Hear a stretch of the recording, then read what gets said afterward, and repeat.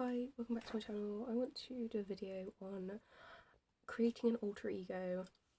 I don't know how, let me explain myself. So I saw a video about this, which I thought was actually quite interesting. The idea is to break away from an actual set of beliefs that you might have in the current, or that you may have gained in childhood or anything like that, that makes you feel that you are not able to do a certain thing. I could even create a certain alter ego for this video, and I'm sure lots of people do, without, it's not throwing shade, and not to say people would be like completely different person, but for example, you can do this for work, social stuff, hobbies, health. I feel like this was subconscious. I did never name this, but for example, when I used to go clubbing, the first time I ever went clubbing, I was petrified. I saw the lights and I was just like, I was a bit shocked, to be honest. People were like, why are you drinking so slow and stuff? I was like a little bit like, I didn't really, I loved it. I liked it, but I wasn't very confident. So I feel like I created this subconscious alter ego, which we'll now name Natasha, where I feel like I'm like this clubbing identifier now, where like I love clubbing and like whatever. But I feel like I created this sort of like sexual, mysterious, or where I could express my sexuality. Being slightly autistic, I feel like I've always had that level of uncomfortableness around sexuality. Not like uncomfortableness. I'm an adult. I've had boyfriends. I'm not uncomfortable around my sexuality, but I think there's some level of putting it where it's needed, if that makes sense. I think that's fine to do. Like, I think that helps with loyalty and relationships and stuff, because I can literally project my sexuality into a relationship and not in places that it doesn't need to be. But what I mean, so I feel like I sort of allowed myself, because of that, I'm feeling uncomfortable in the past potentially, I allowed myself to free myself from that. I kind of was just in this point where I was like just chucking myself into it, but in that then released sort of past ideas of myself, which may have been like, oh, I'm not very like sexually confident and I'm not very like mysterious, because I've always kind of like been quite open as well, like with my friends and stuff. I've always been quite like to the point. So I've allowed this sort of mysterious side of myself to emerge, because we all have those sides. It's just you have these like preconceived ideas. Maybe in school I would have had the idea of like, I'm really open, where I'm not really that open now, to be fair. I'm open kind of with my friends, but even then I know how to close a book now. Do you know what I mean? Whereas maybe I was a little bit too like literal, autistic tendencies, whatever.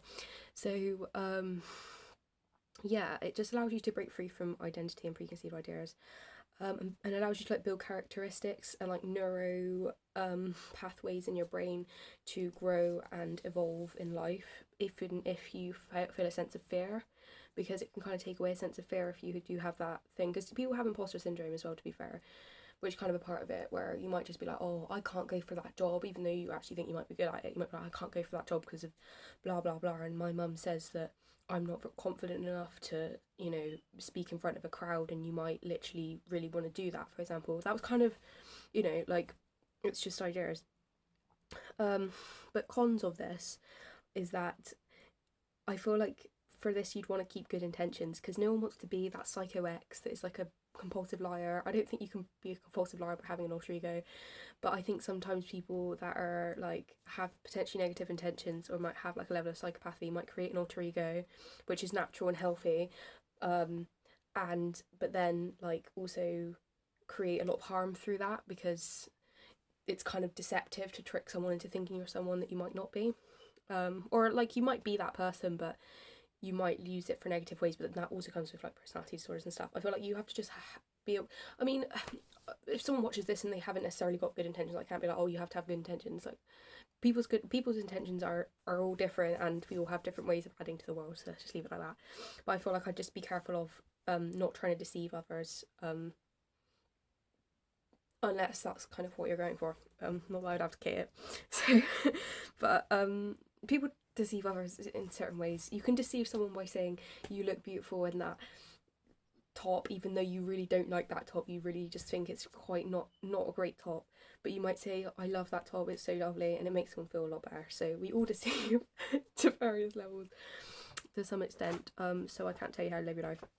And also to avoid escaping pain, because I think sometimes an alter ego can help you process things in a weird way, allow stuff to manifest in a weird way, because I think you can do this in a bad way, but I wouldn't say a bad way. I think this was something that I did as a child, which we all go through teenage years because we don't really, I think this is the beauty of nature and how when we're teenagers we don't give a fuck, we haven't got a very developed ego, or we're developing our ego and we're able to sort of express ourselves fully without sort of too much backlash on ourselves at that point, so our brain's not really designed for it. So I feel like as early teenagehood, maybe just before puberty, I was being bullied and I was binge eating, and I adopted this mindset of hopelessness, helplessness, kind of loneliness, to be honest. Even though I've always been a person where I'll completely, I think it's natural in the ego if you feel very inadequate and very weak in a certain way, you will put big yourself up so you feel the complete opposite and strong in that way, even though you're not. That's actually natural. But I think, so obviously when I was being bullied, I think I gave off this really massive personality of like, I'm like bigger than life, because it made me feel like strong and big and able to face that at the time. So but yeah, I think I adopted this like, maybe I wouldn't say it wasn't a negative thing. I think you can develop dark alter egos which are also good. Like I think even in the mental health service I developed this sort of like dark alter ego. What should we name her? Let's call her Colleen. Like Coraline. I'm not gonna call her Coraline because it wasn't that dark. Let's call her Colleen. I would wear a lot of black, a hell of a lot of black. I used to wear in the mental health system.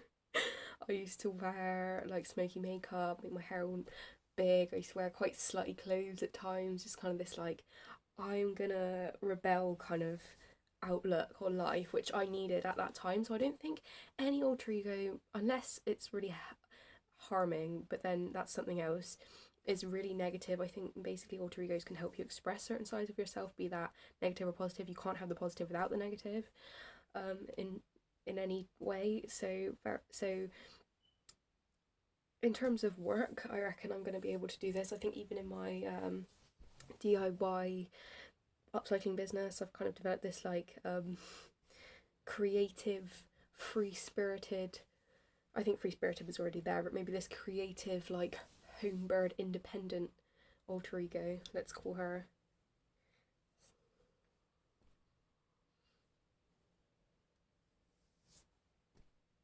I can't think of a name. That's just not. But what are your alter egos? Feel free to put in the description. I think it's just a nice little idea, and I think I think the first thing that came into my head when I heard of this was unhealthy, narcissistic, inflating ego. But I think part of healing your ego sometimes is actually allowing yourself to express parts of yourself that maybe you're not allowed to express.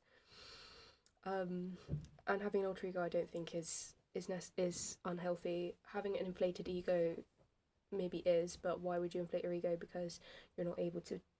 This is kind of venting ego needs through a healthy means rather than getting abusive because you can't feel adequate through ego expression, if that makes sense. So yeah, try it if you want.